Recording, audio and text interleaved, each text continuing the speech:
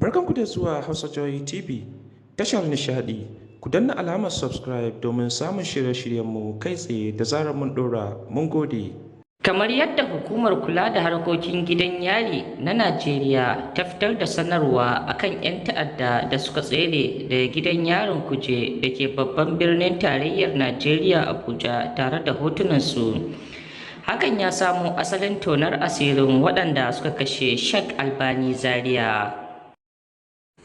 Mutumin da ke jikin wannan hoto malamin 'yan Boko Haram ne, suna masa lakabi da Malam Yakubu Abdullahi, kuma rikakken mayaƙi ne a ƙungiyar ta Boko Haram. Yana ɗaya daga cikin 'yan Boko Haram ɗin da suka kashe Sheikh Albani Zaria tare da iyalansa a hanyar komawarsa gida. Wanda ya jagoranci harin ana masa lakabi da Abu Mujahid, wanda asalinsa ɗan garin Saminaka ne a jihar Kaduna. Ya taɓa samun raunin harbin bindiga a garin Mubi wanda ta kai sai da aka yanke masa ƙafa. Daga bisani Abubakar Shekau ya tura aka kashe shi a shekara ta 2015.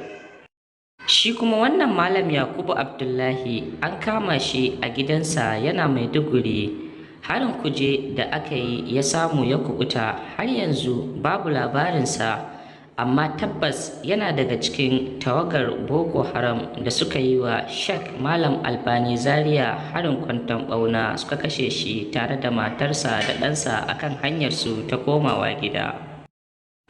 Wasu bayanai na hankali da lura da bin bahasi amma babu tabbaci na cewa harin gidan yarin Kuje haɗin baki ne tsakanin manya maciya amanar tsaron Najeriya da 'yan ta'adda.